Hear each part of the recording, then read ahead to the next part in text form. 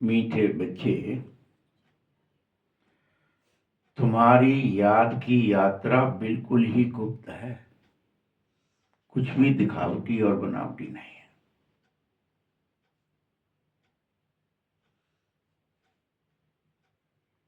तुम बच्चे अभी अभी मुक्ति धाम में जाने की यात्रा पर हो। अभी अभी संसार से, संबंधों से, कर्मों से, देह से, दुनिया से, रिश्तों से ना मुक्ति की ओर सब शांत। ये यात्रा ही ऐसी है जहां सब भूलना है। प्रश्न है, स्थूल वतनवासी से सूक्ष्म वतनवासी फरिश्ता बनने का पुरुषार्थ क्या है? कौन कौन और कैसे फरिश्ता बनेंगे? ये तरीका क्या है? आज प्रश्न है। उत्तर है, अगर सूक्ष्म वतनवासी फरिश्ता बनना चाहते हो तो तुम अपनी इस रूहानी सेवा में हड्डी हड्डी स्वाहा करो। सारा देह अभिमान, देह के संबंध, देह के बोल, विचार, भावनाएं, कर्म सब स्वाहा कर दो। क्योंकि बिना हड्डी स्वाहा किए कोई भी फरिश्ता बन न सकोगे। इसीलिए वर्णन है कि फरिश्ते हमेशा बगैर हड्डी मांस के होते हैं। ऐसा उनके बारे में कहा है, इसलिए दिया है कि हड्डी हड्डी रूहानी सेवा में लगानी है।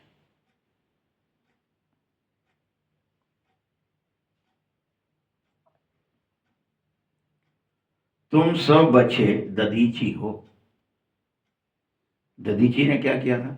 हड्डी हड्डी दी थी दान। इस बेहद की सेवा में दधीची ऋषि की तरह तुम्हें अपनी हड्डी हड्डी लगानी ही होगी। दधीची हो तो दधीची का काम करना होगा।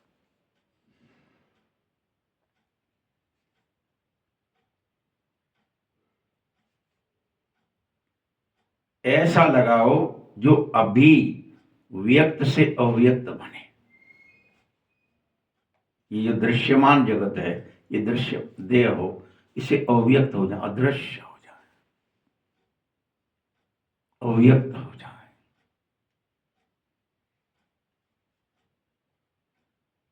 ऐसे बनो। फरिश्ते किसी को दिखाई नहीं देते, काम करते हैं, फिर से आते हैं, फिर काम करते हैं। अदृश्य बन जाओ, अव्यक्त बन जाओ। ये आदेश है बाबा का।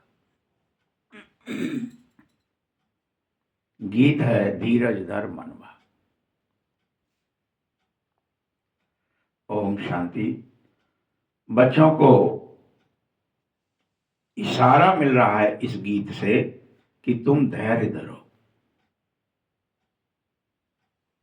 और रूहानी सेवा में अपने को स्वाहा करो। धीरज धरो और शांत और शांत। जैसे जहाज जो है बादलों से ऊपर चला जाता है, वैसे तुम्हें अभ्यास करके विचारों से, भावनाओं से, कर्मों से ऊपर जाना है।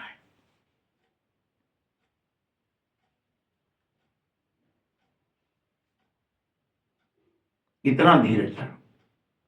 बच्चे,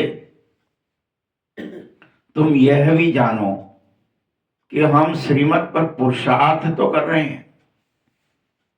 क्या कर रहे हो? पुरुषार्थ कर।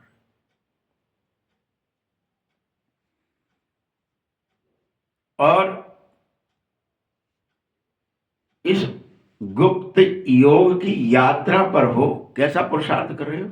गुप्त योग।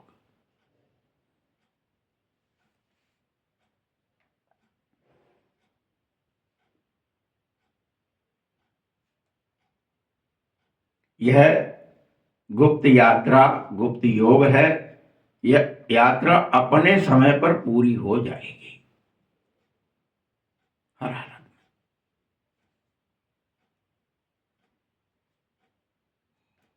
में। मुख्य है इस यात्रा में जिसको तुम्हारे सिवाय और कोई जान न सकेगा, क्योंकि यह तुम्हें देह दुनिया से परे ले जाती है।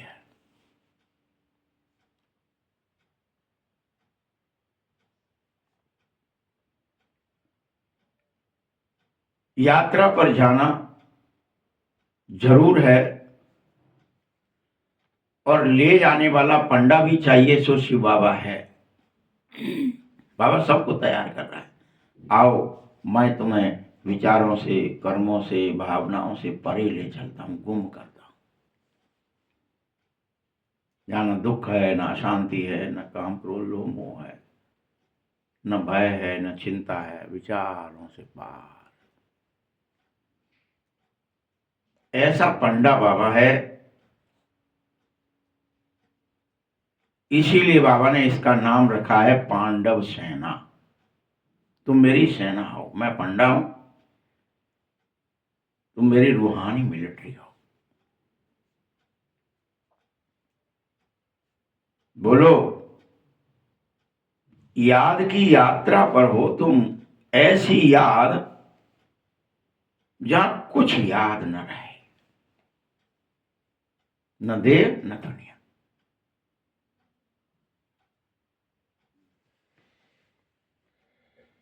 सेना होते हुए भी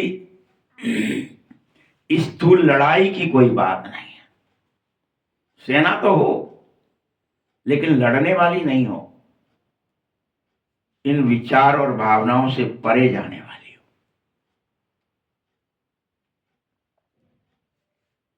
तुम्हारी हर बात बहुत गुप्त है। लड़ाई लड़नी नहीं है, नाम सेना है। हर बात बड़ी गूढ़ और गुप्त है। वो यात्रा पर यात्रा कोई है नहीं।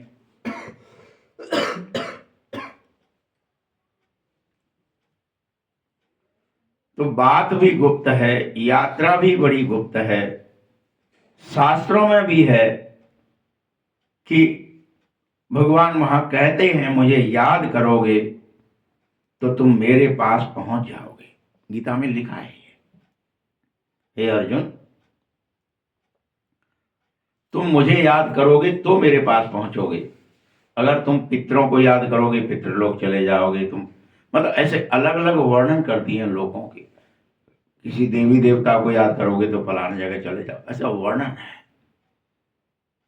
इसलिए तुम मुझे याद करो,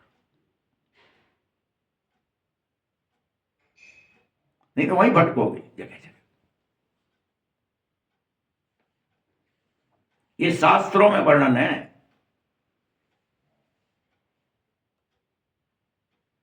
इसलिए ये यात्रा हुई कि याद कहां ठहर रही है, किसके पास जा रही है। बाप तो सभी शास्त्रों का भी सार सार समझाता है। बाबा मना नहीं कर रहा, मैं शास्त्र नहीं पढ़ाऊंगा, तुम शास्त्र मत पढ़ो। वो क्या कह रहा, मैं सार सार मक्खन निकाल के देता हूं शास्त्रों में से।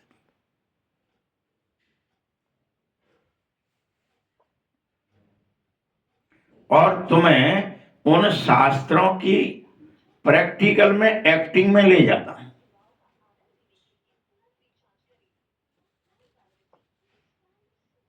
हम आत्माओं को यात्रा पर जाना है अपने निर्माण धाम, अपने परम धाम।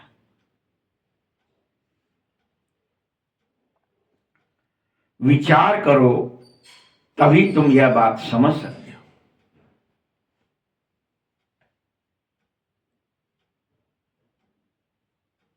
यह है ही मुक्ति धाम की सच्ची सच्ची यात्रा।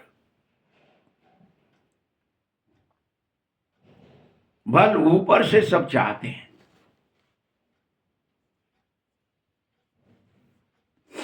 क्या चाहते हैं? बल ऊपर से सब चाहते हैं कि हम मुक्ति में जाएं, हमारी मुक्ति हो जाए। सब चाहते हैं, साधु संत महात्मा, ये क्या चाहते हैं?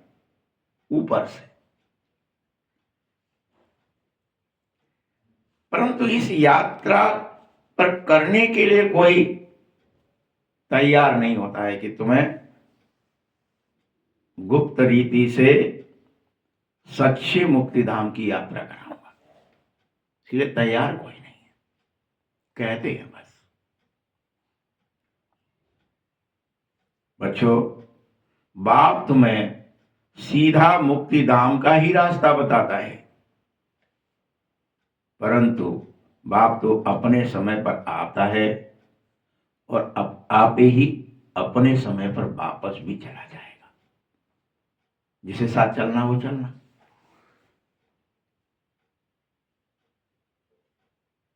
जिस समय को कोई जानता ही नहीं है, मैं आकर तुम बच्चों को समझाता हूं तो तुम्हें निश्चय भी होता है बरोबर यही सच्ची यात्रा है जिस पर तुम्हें अब चलना होगा। देह और दुनिया को जीते जी भूलना होगा, बैठ कर ही जीते जी इन विचारों भावनाओं से कर्मों से परे जाना होगा। ऐसी यात्रा करो।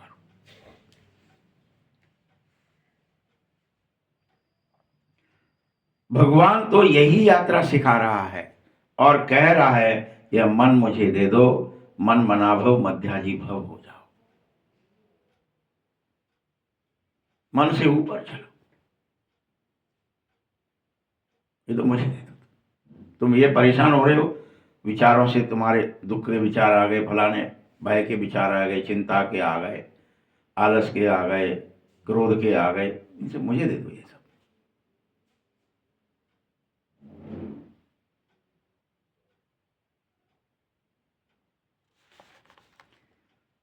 ये मन मना भव मध्याजी भव अक्षर तुम्हारे बहुत ही काम के हैं, तुम्हें इन्हें उपयोग में लाना चाहिए। सिर्फ कहने के लिए कोई मंत्र नहीं है ये किसने कहा? यह भूल कर दी है। कहते हैं देह सहित देह के संबंधों को भूल जाओ। बच्चों, इस ब्रह्मा को भी देह है, इसको भी समझाने वाला दूसरा ही कोई है। तुम्हें देहों को भूलना है।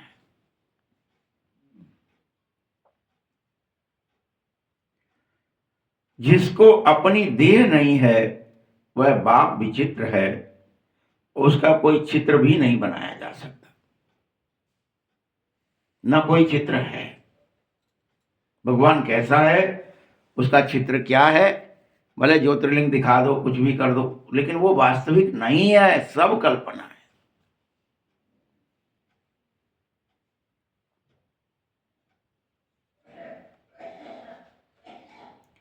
संसार में बाकी सभी के चित्र हैं, बाप का कोई चित्र नहीं है।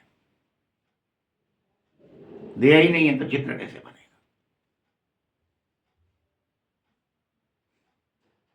बाकी सारी दुनिया चित्रशाला बनी बैठी है, चित्र ही चित्र है। ये दो चीजें हैं, एक विचित्र और एक चित्र। एक आत्मा और एक जीव का यह मनुष्य स्वरूप बना हुआ है। तो जो चित्र है वह जीव है, और जो विचित्र है वह आत्मा है।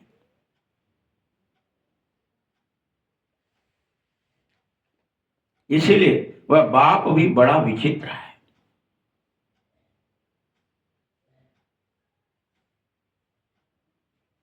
समझाते हैं, मुझे इस चित्र का आधार लेने के लिए आना पड़ता है, तो मैं समझाने के लिए इस ब्रह्मा रूपी चित्र में प्रवेश करता हूं।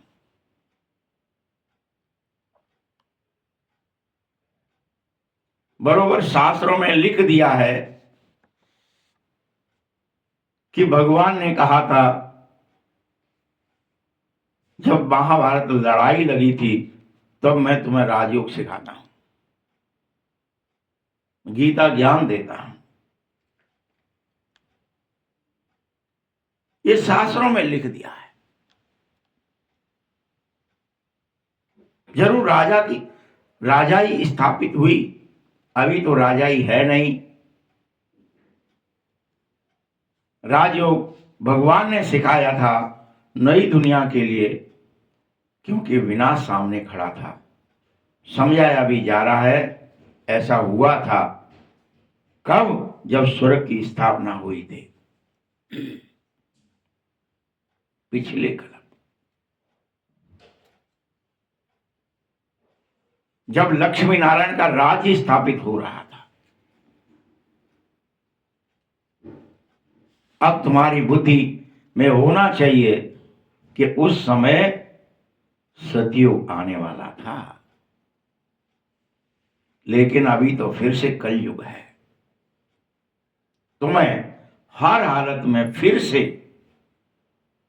विनाश सामने खड़ा है, तो भगवान की बात माननी होगी। और भगवान फिर राजयोग सिखा रहा है और कह रहा है, देह दुनिया से परे चले चलो। ओ मेरे रूहानी मिलिट्री, ओ पांडव सेना, तुम सब संगठित होकर देह को भूल जाओ, विचारों से पार चलो, इन भावनाओं से परे चलो।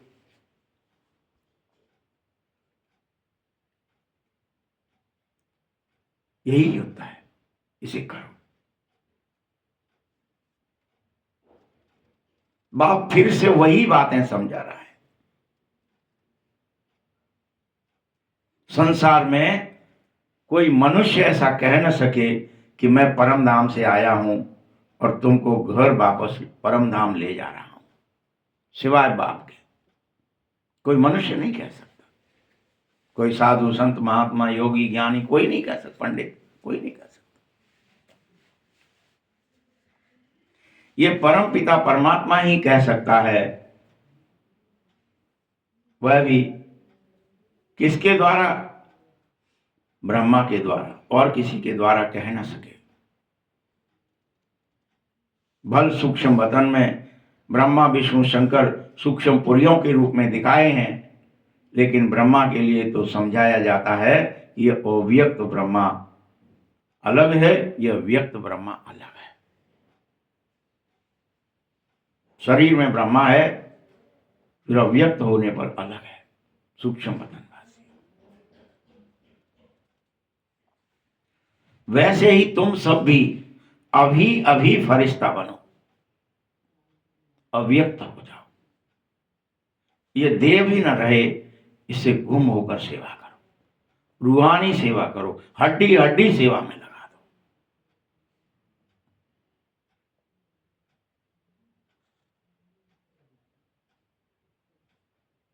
फरिश्ता बनते हो ना, फरिश्ते तो स्थूल वतन में होते ही नहीं है।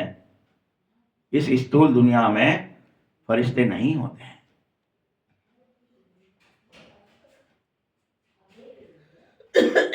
इसीलिए दिखा दिया है कि फरिश्तों को हड्डी मांस नहीं होगा, क्योंकि वो स्थूल दुनिया में होंगे तो हड्डी मांस होगा ही होगा। लेकिन तुम्हारे पास ये सब होते हुए इसे भूलना है, हड्डी मांस।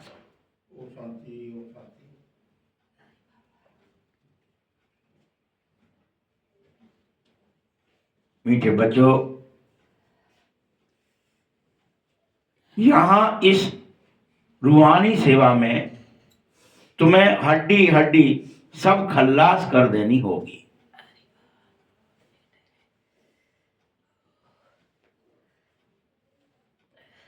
अभी के अभी अपने फरिश्ते स्वरूप में प्रकट होना होगा, फरिश्ता बन जाओ, जीते जी अव्यक्त हो जाओ।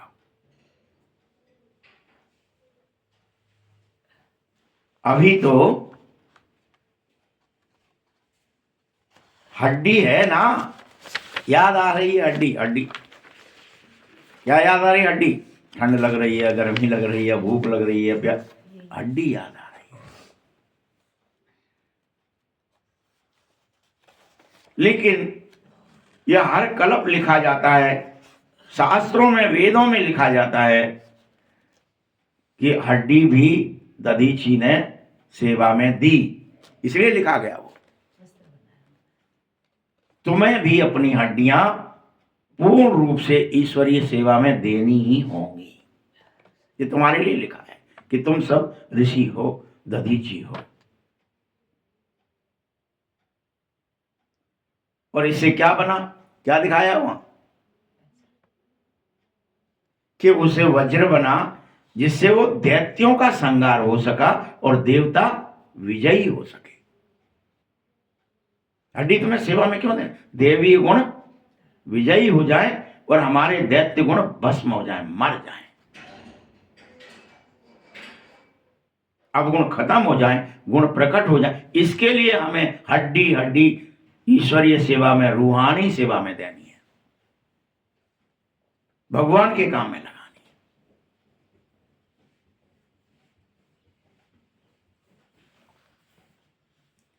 गोया तुम अपनी हड्डियां खल्लास करो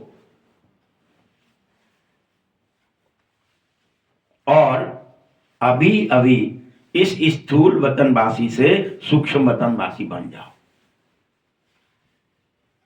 इसी शरीर में रहते। क्या कर दो? इस स्थूल वतन को भूल ही जाओ, सूक्ष्म वतनवासी बन जाओ।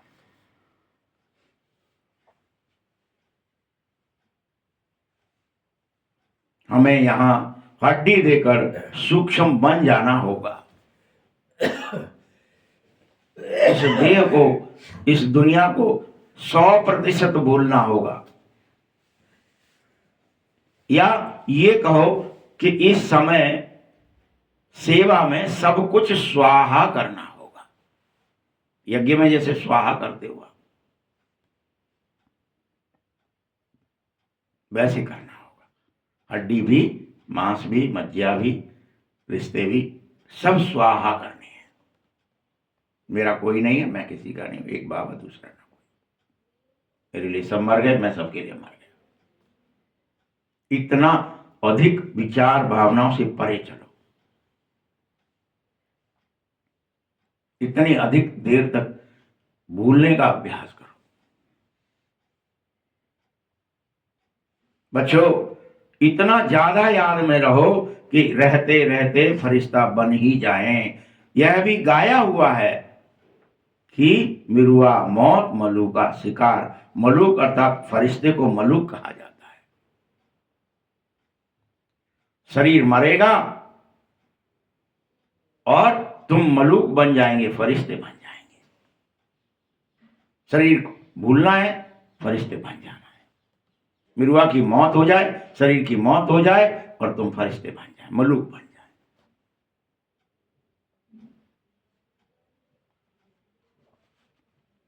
तुम्हें हर हालत में मनुष्य से फरिश्ता बन के दिखाना है, अभी के अभी। तब तुम देवता कहे जाओगे सतयुग में जाकर के। अगर अभी फरिश्ता न बन सके तो तुमको देवता कोई नहीं कह सकेगा,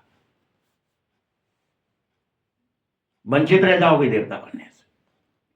जो जो फरिश्ते बनेंगे, जो जो अपनी हड्डी हड्डी सेवा में देंगे, शुद्ध जाके सतयुग में देवता बनेंगे। अभी तो फरिश्ता बनने का समय है।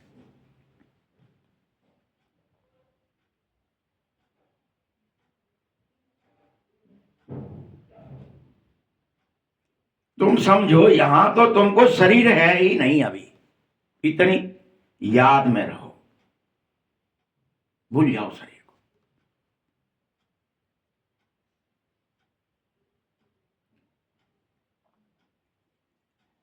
ये सूक्ष्म वतन का वर्णन भी अभी की बात है, तुम्हारे लिए है सिर्फ। तुम्हें हर हालत में योग में रहकर फरिश्ते बनना ही होगा, अर्थात देह को भूलना ही होगा, मनुष्यपने को भूलना होगा।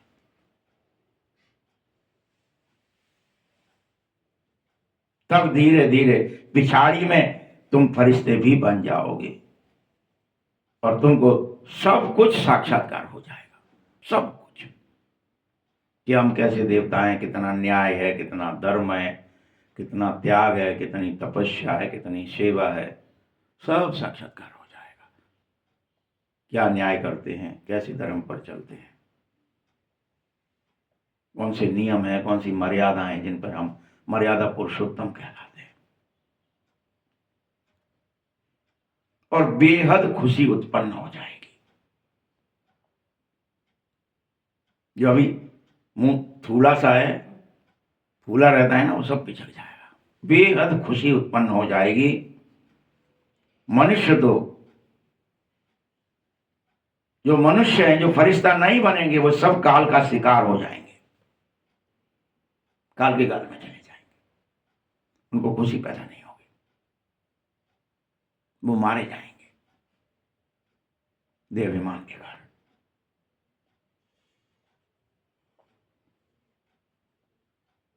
तुम्हारे में जो महावीर है वही इस बात पर अडोल और अचल रहेगा कि मुझे इस मिरुआ को मारना है, इस मलुक के लिए शिकार करनी है, इस मिरुआ की अपने ही अपने को शिकार करना है, देह को मारना है, आत्मा को स्थापित करना है, आत्माभिमान लाना है, देह अभिमान मर जाए। यही है मिरुआ मौत, मलु का शिकार। ये हमें ही हमारे लिए करना है।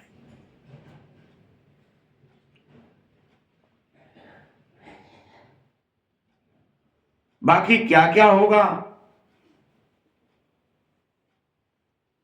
और क्या होता रहेगा, तुम्हें उसकी भी परवाह नहीं करनी है कि विनाश होगा, कैसे होगा, बम गिरेगी तो क्या चित्तकार होगी, क्या हाहाकार।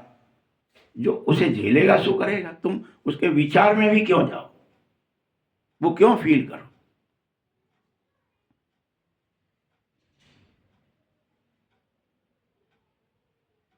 यह भी याद रखना, विनाश की भी सीन होगी जरूर।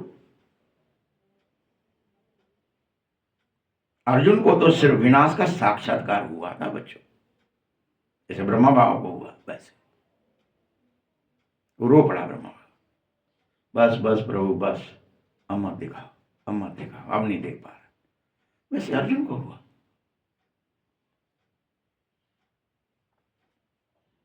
ये एक अर्जुन की बात नहीं है, तुम जितने अर्जुन होंगे सबको विनाश का साक्षात्कार होगा और तुम्हारा मोह भंग करने के लिए होगा। साक्षात्कार क्यों होगा, क्या होगा उससे, तुम्हारा मोह भंग होगा। तुम बच्चों को विनाश और स्थापना दोनों का ही साक्षात्कार कराऊंगा।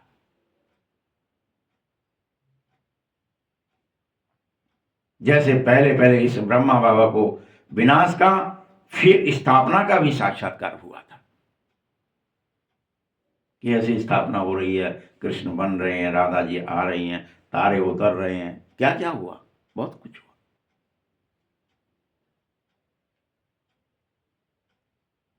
स्टार उतरता है नीचे, आदमी बन जाता है, औरत बन जाता है, देवता बन जाता है। नहीं, क्या है ये, कि ऐसी दुनिया स्थापित करनी है। मैं कैसे करूंगा, कहां से लाऊंगा, ये तेरी जिम्मेदारी नहीं है, मेरी है, लेकिन फिर भी तुझे स्थापित करनी, साक्षात्कार। क्योंकि उस समय तो उसको खुद भी कोई ज्ञान नहीं था, कोई जानकारी थी नहीं, बस दिख रहा है।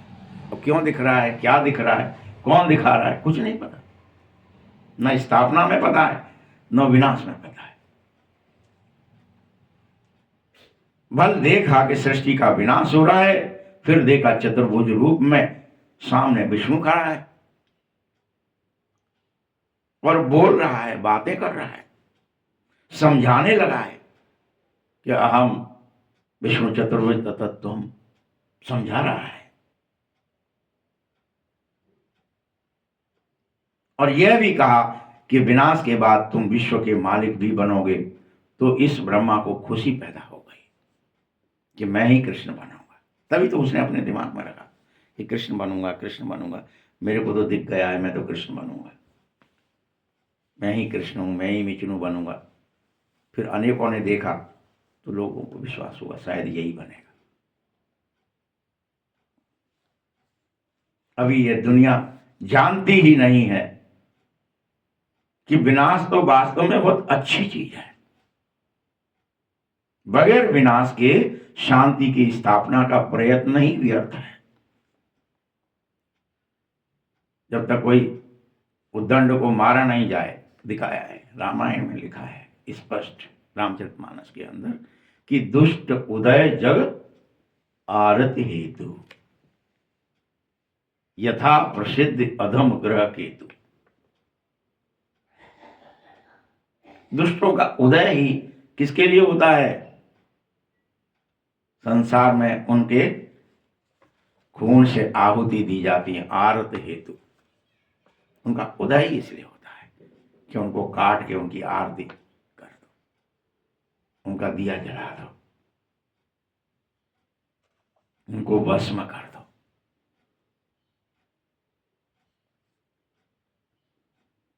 परंतु फिर भी आखिरी विनाश तो होगा।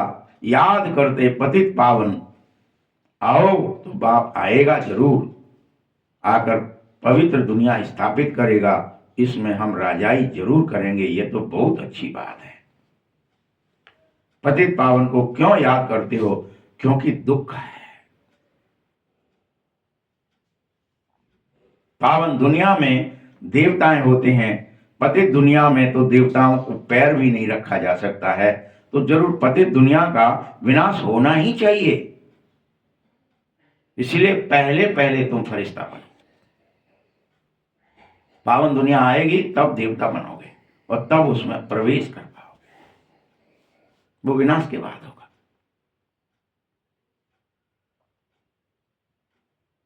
उसका वर्णन भी है। उसके बाद क्या होता है तुम्हें भी पता होना चाहिए। एक धर्म की स्थापना हो जाती है। बस वसुदेव कुटुंब बन जाता है।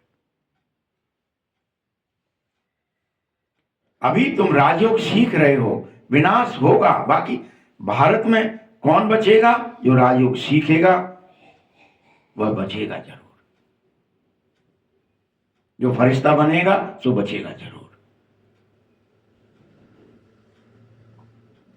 इसलिए हड्डी हड्डी सेवा में लगाओ और इस जीते जी देह और दुनिया को भूल जाओ। बाकी विनाश सबका होना है और इससे डरो भी मत, क्योंकि तुम जानते हो कि हम तो रियल में अविनाशी हैं। हमारा मतलब आत्मा का विनाश नहीं होगा।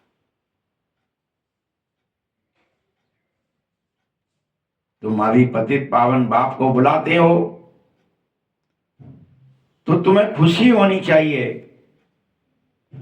क्योंकि बाप का एक ही आदेश है, बच्चे तुमने मुझे बुलाया है तो मेरी बात मानो, श्रीमत पर चलो, अब विकारों में मत जाओ, देह दुनिया में मत फंसो, काम क्रोध लोभ मोह में मत जाओ। तुम्हें इन विकारों पर जीत पानी है और इनका दान मुझे दे दो तो तुम्हारा ग्रहण छूट जाएगा। तुम्हें जीतना नहीं आता है तो मुझे दे दो। कि बाबा को काम दिया, बाबा को क्रोध दिया, मैंने बाबा को दान कर दिया, अब मैं इसका इस्तेमाल, जो चीज दान कर दी जाती है मेरे पास है, मैं उसे नष्ट नहीं कर सकता तो दान कर दो। दे दान तो छूटे ग्रहण। दान दे दोगे तो भी ग्रहण उतर जाएगा, क्योंकि वो तुम्हारे इस्तेमाल की नहीं थी और तुम उसे नष्ट भी नहीं कर पा रहे थे। तुम्हारे लिए वो आफत थी, तुमने भगवान को दे दी।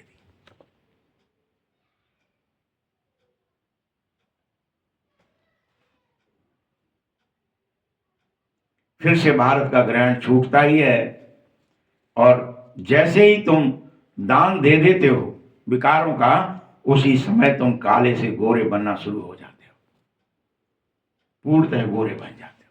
तुम्हें बनना ही है। जब तुम सतयुग में जाएंगे तो वहां पवित्र देवी देवता होंगे, ये दाग धब्बे वाले मनुष्य नहीं।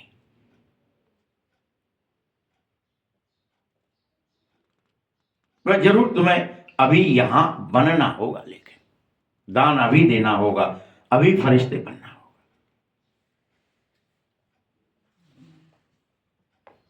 तुम जानते हो श्रीमत से निर्विकारी बनने के लिए ही तुम यहां आए हो। भगवान तुम्हें श्रीमत से निर्विकारी बनाता है। भगवान उवाच, ये गुप्त है। श्रीमत पर चलकर तुम बादशाही पाओ। बाबा कहते हैं तुमको हर हालत में नर से नारायण बनना ही होगा। इसमें तुम्हें आलस्य नहीं कर सकते, अलविलापन नहीं दिखा सकते कि मैं बनूंगा तो ठीक ना बनूं, नहीं, बनना ही है। बाप तुम्हें सेकंड में राजा ही देगा। शुरू शुरू में तुम्हें याद होगा बच्चियां 4-4, 5-5 दिन के लिए बैकुंठ में जाके बैठ जाती थी। सोचो आप, ऐसा साक्षात्कार होता था। अनेक बच्चियां ऐसी थी जो क्या करती थी, 4-4, 5-5 दिन बैकुंठ में ही बैठी हैं, उतर ही नहीं रही नीचे। बाबा कह रहा है उतर आओ, आ जाओ, हम नहीं जा रहे। ये बहुत अच्छा है। साक्षात्कार में है, समाधि में है, बैठिए, न खाया न पिया न नहाया न धोया न कुछ नहीं, बैठे बस। 5 दिन हो गए, 4 दिन हो गए, लगातार बैठे ही हैं।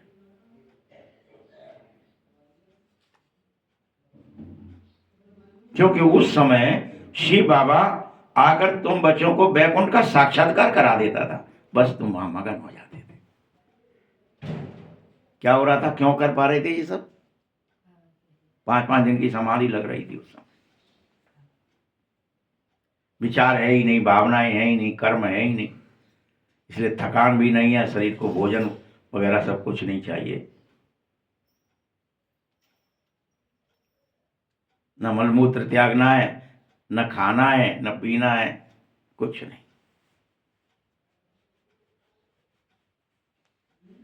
सोचो आप क्या कह रही है मुरली। शुरू में बच्चियां 4-4, 5-5 दिन बैकुंठ में रहती थी। अब क्या हालत है हमारी आपकी, चेक करो। इस हालत में जब यह हो सकता है, अभी क्या हो गया? 1 मिनट के लिए भी आप देव दुनिया को नहीं भूल रहे, मतलब क्या ही सुन रहे हैं मुरली हम। वहां भी तो क्या कह रहे हैं बाबा, वहां बाबा शिव बाबा बस बैकुंठ का साक्षात्कार करा देता था, वो उसमें चले जाते थे। इतना विश्वास था।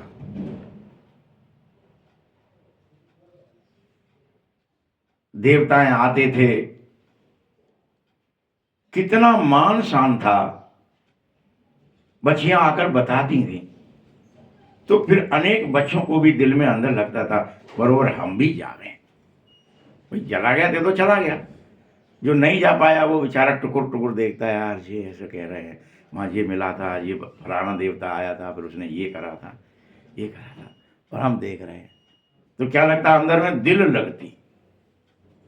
देखा है ना, जैसे जगदीश भाई को दिल लगने लगी, ये हाल चली जाती हैं, संदेश दे आती हैं, वाह मैं भी भोग लगाने जाऊंगा।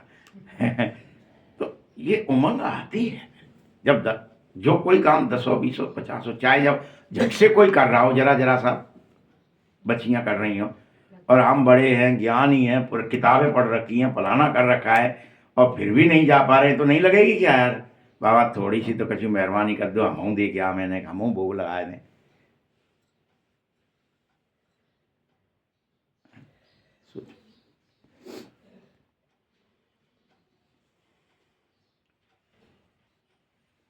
गुप्त भेष में बाबा आया था, फिर भी बच्चों ने पहचाना।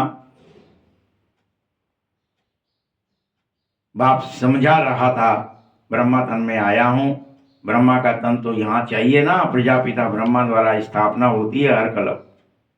बाबा ने समझाया है, कोई भी आवे तो उससे पूछो भैया किसके पास आए हो, बीके के पास। अच्छा, ब्रह्मा का नाम कभी सुना? प्रजापिता ब्रह्मा तो चाहिए ना, तो हम सब उसके आकर बने, जरूर आगे भी बने होंगे, तभी तो ब्रह्मा द्वारा स्थापना, साथ में ब्राह्मण भी चाहिए।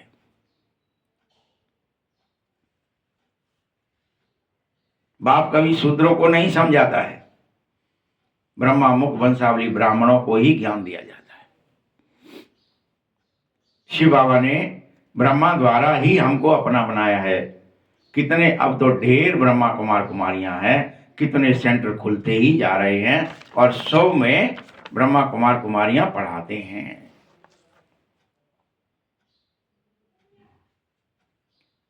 यहां हमको इस दादा से वर्षा लेना चाहिए। भगवानुवाच है, तुमको राजयोग सिखाने आया हूं, तुम इसे सीखो और फरिश्ता बन जाओ। सिखाने आया हूं तो सीखो ना। ट्रिक क्या ट्रिक है? सिर्फ देह दुनिया को भूलना है, बैठते विचारों से परे चले जाना है।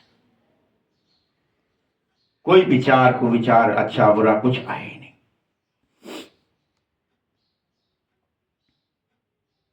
अगर सुख का आएगा तो दुख का भी आएगा, अच्छाई का आएगा तो बुराई का भी आएगा, तेरा आएगा तो मेरा भी आएगा। इसलिए से पार हो जाओ। तुम निराकार हो और निराकार होना भूल गए हो, लेकिन तुम रियल में निराकार हो। आत्मा निराकार है, भूल गई है। वो शरीर बनी बैठी है तो बार बार देह देह देह देह दुनिया, देह दुनिया, देह दुनिया, उसको पार ही नहीं कर पा रही, अपने निराकार रूप में स्थित नहीं हो पा रही।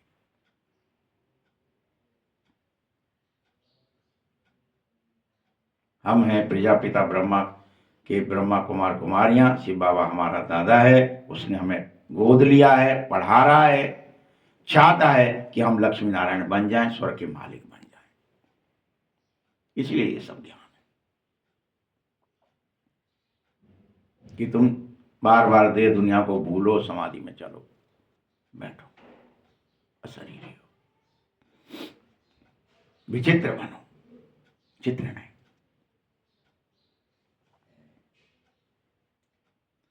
स्वर्ग भी है, पारलौकिक बाप भी है, ये कोई कल्पना नहीं है, स्वर्ग होता ही है सत्युग में। तुम्हें वहां जाना है तो अभी हर हालत में फरिश्ता बन के दिखाना होगा, देह और दुनिया को भूलना होगा। स्वर्ग ऐसी चीज है जहां दुख होता ही नहीं है। पारलौकिक बाप द्वारा तुम्हें बादशाही मिल जाती है, फिर तुम याद भी नहीं करते। जैसे ही बादशाही मिल गई, भगवान को याद करना, बाबा को भूल ही जाते हो। देवताएं अपने बाल बच्चों को, अपने संसार को, देवीय संसार को संभालने लग जाते हैं, उसमें बिजी हो जाते हैं, भूल जाते हैं बाबा। वहां दुख होता नहीं है, इसीलिए याद करना भी नहीं पड़ता है। गाते हैं दुख हरता सुख करता, तो यह अभी की बात है। महिमा एक की है, वह एक ही है, आकर पतितों को पावन बनाता है। मनुष्य समझ नहीं पाते हैं, वह तो पास्ट की कथा बैठ लिखते घूम रहे हैं। अभी तुम समझो, अभी अभी तुम्हें राजयोग सीखना है, अभी अभी तुम्हें बादशाही लेनी है, और अभी अभी देह और दुनिया को भूल करके इस 84 के चक्र से परे जाना है। ये अभी अभी करना है, फरिश्ता अभी अभी बनना है। अभी नहीं तो फिर कभी नहीं।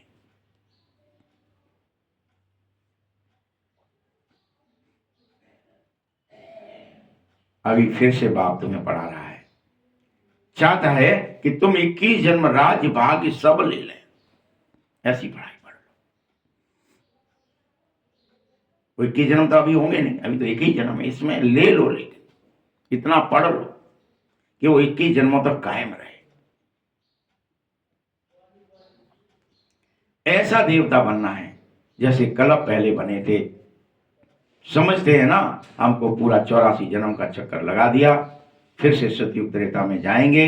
अभी तो बाप पूछ रहा है, बताओ पहले कितनी बार तुम मुझे मिले थे, प्रैक्टिकल बताना। कोई नया भी सुने तो समझ जाए कि जरूर बाबा हर कल्प 84 जन्म के बाद फिर मिलते हैं, फिर 84 जन्म के बाद फिर मिलते हैं। हम मिलते ही रहते हैं आपसे, बिछुड़े ही नहीं है कभी। जो पहले वाले होंगे वह उनका ही चक्कर पूरा होगा। बुद्धि से जरूर काम लेना चाहिए। इस मकान में, इस ड्रेस में बाबा हम आपसे अनेक बार मिले हैं और अनेक बार और मिलते रहेंगे, ऐसे तुम्हें कहना चाहिए।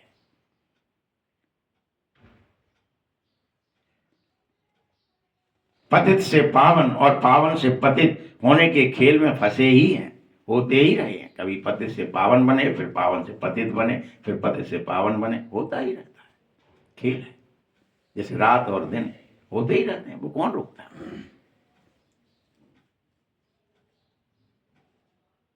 कोई चीज ना तो सदैव नई रह सकती है, यहां भी ऐसा ही है।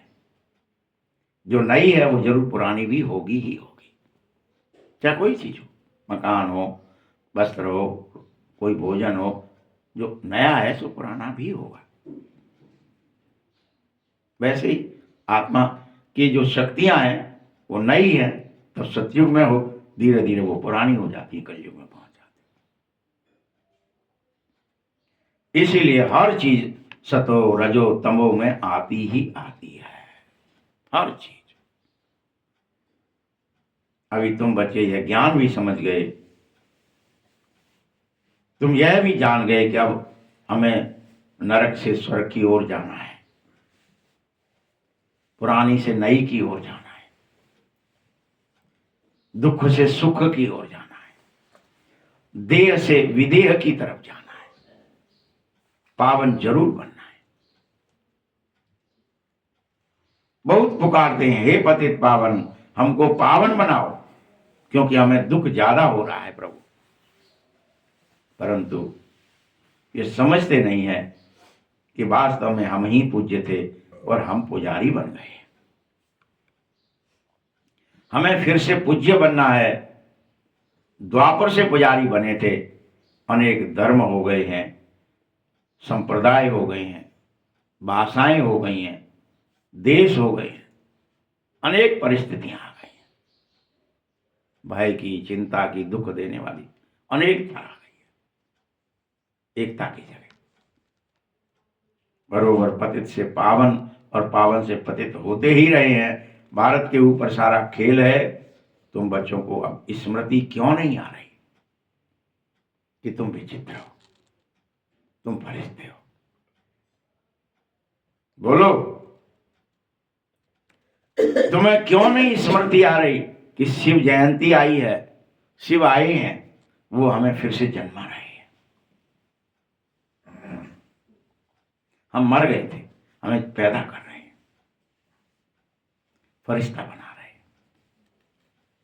बाकी और कोई शिव को तो जानता ही नहीं है। तुम जानते हो ना, बरोबर हमको भगवान आकर राजयोग सिखा रहा है और कह रहा है, बच्चे जीते जीते और दुनिया को भूल जाओ। राजयोग क्या है? यही राजयोग है। क्यों भूलना है? क्योंकि ब्रह्मा द्वारा पुनः स्वर्ग की स्थापना हो रही है। तुम इसमें शामिल हो जाओ, फरिश्ता बन जाओ। तो योग सीख लो, ये सीख लो जुड़ना, ये योग।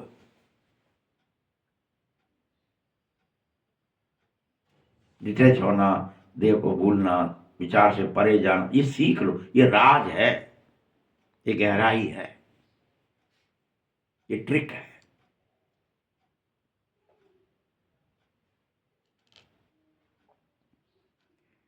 जो योग सीखेंगे जरूर वही स्थापना करेंगे, वही फिर राज्य भाग भी पाएंगे। जो सीखेगा सो स्थापना करेगा, वो पाएगा। जो नहीं सीखेगा सो भटकेगा, रह जाएगा।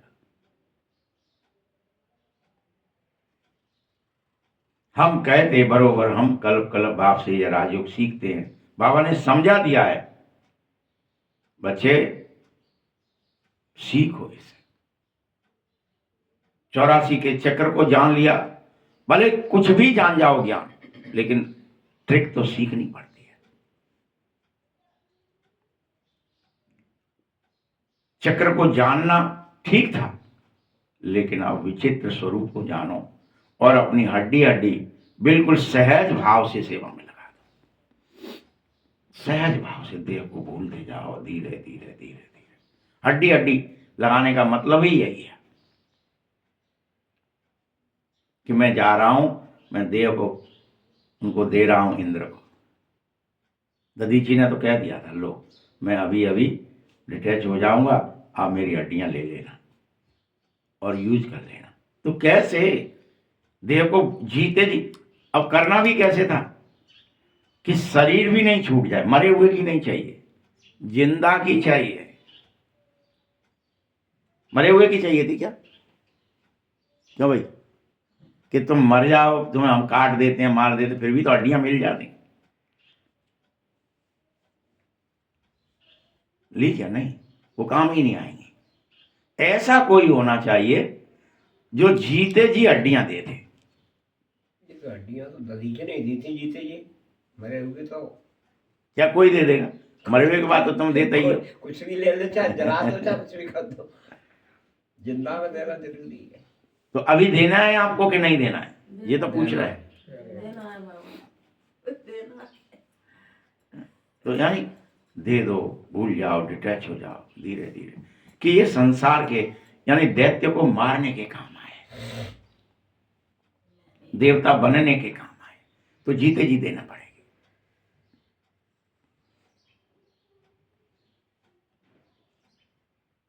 ये बिल्कुल सहज सी बात है, लेकिन तुम्हारे समझ में नहीं आती है। बरोबर भारत स्वर्ग था, अभी नरक हो गया है। सिर्फ वह लोग समझते हैं कलयुग अभी तो बच्चा। अरे तुम जानते हो ना कलयुग का अंत है भाई, बच्चा नहीं है कलयुग। तुम ये जानते हो कि ये कलयुग का अंत है, सतयुग की शुरुआत होने वाली है। चक्र पूरा हो गया। बाप समझा रहा है, मैं आया हूं पतित दुनिया को पावन बनाने, तुम मेरी सहायता करो, तुम पवित्र बनो और योगी बन जाओ, तभी तो तुम पावन दुनिया में चलोगे। तुम मुक्ति, जीवन मुक्ति धाम, शांति धाम, सुख धाम, दुख धाम को समझो, सब चीजों को। परंतु तकदीर में नहीं होगा तो फिर यह ख्याल भी नहीं आएगा कि हम सुख धाम में जाएं, वैकुंठ में जाएं, स्वर्ग में जाएं, नारायण के संग रहें या नारायण बने खुद। आएगा ही नहीं विचार में। बरोबर हम आत्माओं का घर भी है शांति धाम, यही भूल रहे हो कि हमारा बाकायदा घर है जहां हम रहते हैं, बिंदु रूप में, बीज रूप में, निराकार रूप में, विचित्र रूप में। मुक्ति धाम, शांति धाम उसका नाम है, परम धाम उसका नाम है। वहां आत्मा को आर्गन्स नहीं है, इसलिए वहां कोई कुछ बोल नहीं सकता, सुन नहीं सकता, कुछ कर नहीं सकता। वहां आर्गन्स, ये कोई सुनने के लिए कान चाहिए, देखने के लिए आंख चाहिए, बोलने के लिए मुंह चाहिए, ये आर्गन्स नहीं है वहां। वहां तुम विचित्र हो, इसलिए वहां कुछ भी बोल नहीं सकते, सुन नहीं सकते, कर नहीं सकते। वहां शांति सबको मिलती है। फिर सतयुग में जब आते तो एक धर्म होता। ये अनादि अविनाशी संसार का वर्ल्ड ड्रामा है जो चलता ही रहता है बच्चों। आत्मा कभी विनाश नहीं होती है, न कभी हुई है, न कभी होगी।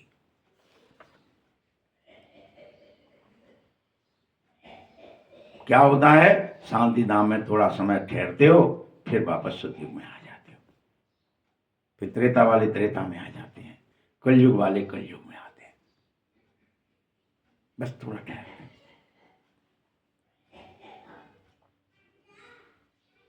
ये बहुत समझ की बात है। अभी तो देखो कितने धर्म हैं, कितने हंगामे हैं, कितनी देह और देह की दुनिया की यादें हैं, कितने कर्म याद हैं, कितनी बातें याद हैं। बिल्कुल दुखधाम हो गया है संसार, क्योंकि तुम विचार से परे ही नहीं जा पा रहे हो, उनमें उलझ गए हो। बच्चे, दुखधाम के बाद फुल सुखधाम आता है। शांति धाम में हम जाते, सुखधाम में आते, फिर दुखधाम बन जाता है। जब तुम सतयुग में पिछली बार भी आए थे तो संपूर्ण निर्विकारी थे, पवित्र थे, निर्विघ्न थे। यहां देखो इस समय संपूर्ण विकारी हो गए हो। जो संपूर्ण निर्विकारी थे वो सब संपूर्ण विकारी हो गए। सब कामी, क्रोधी, लोभी, मोही, लालची, झूठे, छली, कपटी सब हो गए। इस समझाना बहुत सहज है, लेकिन संपूर्ण निर्विकारी बनने के लिए हिम्मत चाहिए। कहीं भी जाकर तुम्हें बड़ी हिम्मत से यह बात को रखना होगा और स्वयं को भी पूर्ण रूप से देह और दुनिया से, विचारों से परे जाने सीखना होगा। लिखा भी है, कोई सत्संग में जाने के लिए हनुमान क्या कर दे, जाके पीछे जूतियों में बैठ जाता था। तो महावीर हो तो कहीं भी जाकर युक्ति से सुनेंगे, देखेंगे क्या बोलता है। तुम ड्रेस बदल कर कहीं भी जाओ, लेकिन तुम्हें तो सबका कल्याण करना है। ड्रेस में जाएंगे तो पकड़े जाएंगे। जैसे बाप गुप्त वेश में है और तुम्हारा कल्याण कर रहा है, वैसे तुम भी मंदिरों में कहीं भी निमंत्रण मिले, कोई भी तुम्हें बुलाए, वहां जाकर जरूर समझाओ। दिन प्रतिदिन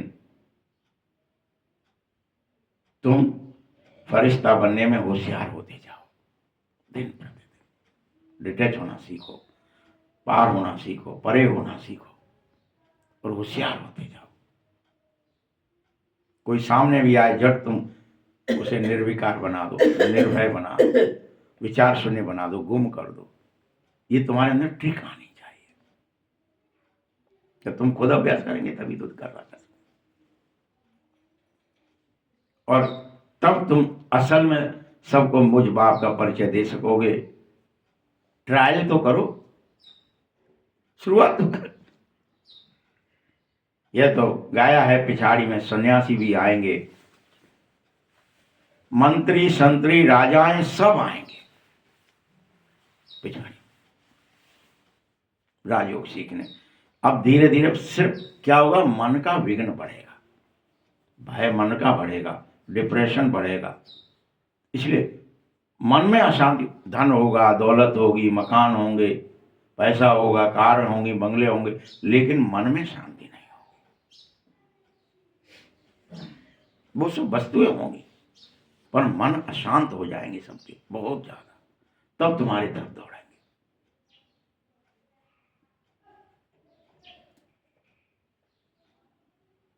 इसीलिए राजा जनक का वर्णन है कि वह 1 सेकंड में जीवन मुक्त हो गया था।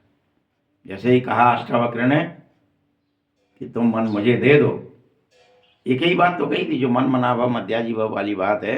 अष्टावक्र ने भी जनक को वही बात कही थी, ये मन मुझे दे दो। उन्होंने कहा राज्य ले लो, फलाना ले लो। उन्हें तेरा है ही नहीं, तू देगा कैसे? जो तेरा है वो मुझे दे दे। तेरा क्या है? तेरा मन है, तू मुझे दे दे। मैंने कहा लिया, दिया, लो संकल्प करता हूँ।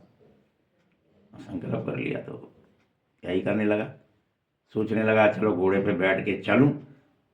जैसे ही उन्होंने कहा क्यों भाई, जब मन तुमने मुझे दिया तो तुमने संकल्प किससे किया? मन तो मेरा है। तुरंत डिटैच हो गया, अशरीरी हो गया।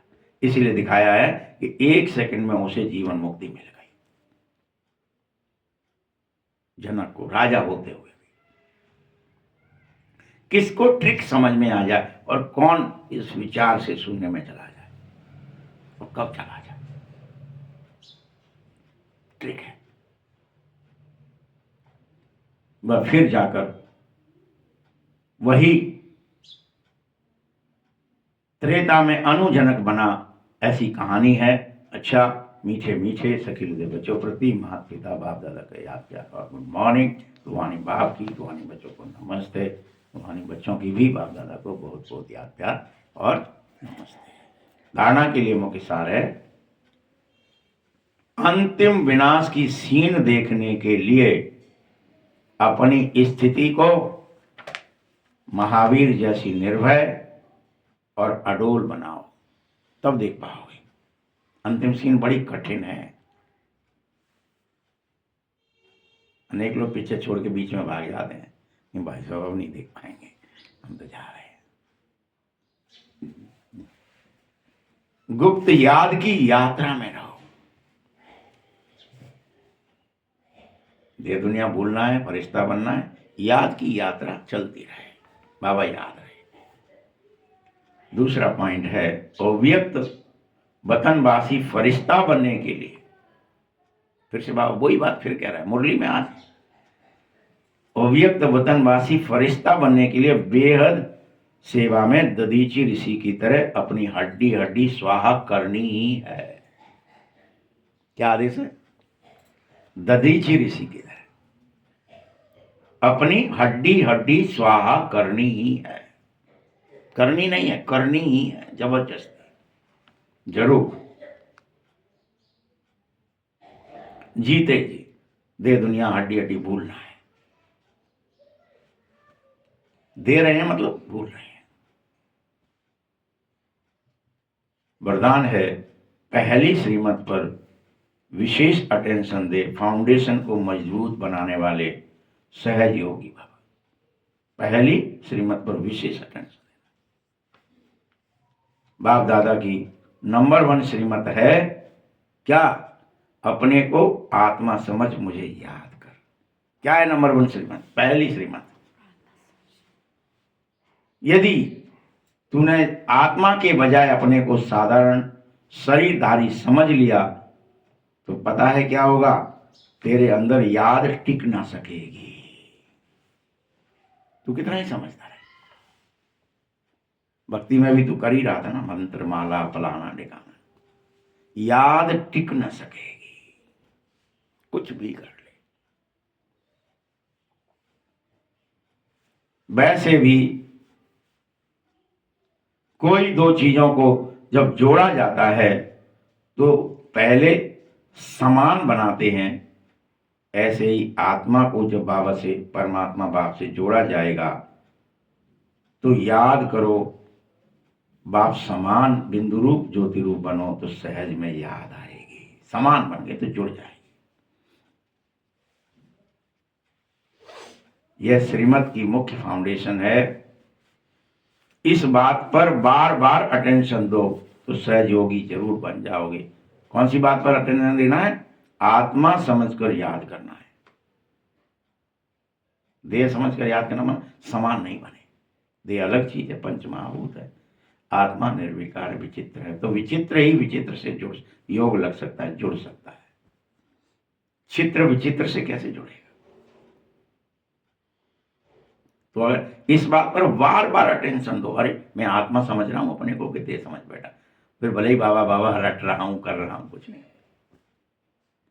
स्लोगन है कर्म आत्मा का दर्शन कराने वाला दर्पण होता है, इसीलिए कर्म द्वारा शक्ति स्वरूप को प्रत्यक्ष करो। अव्यक्त इशारे इस महीने बंधन मुक्त जीवन मुक्त स्थिति का अनुभव करने के लिए क्या है?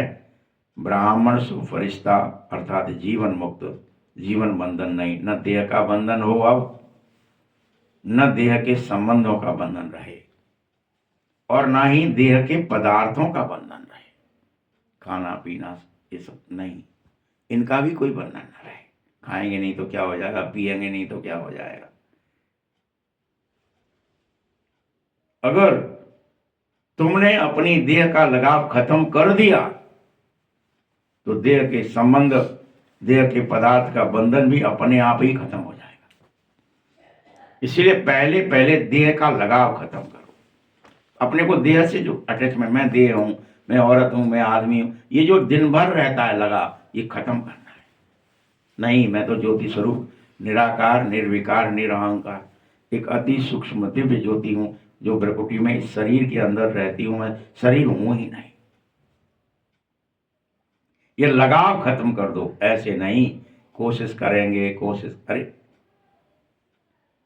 बार बार आप एक ही शब्द बाबा को कहने लगते हो, बाबा कोशिश कर तो रहे, कोशिश वह आई कौन कौन नहीं।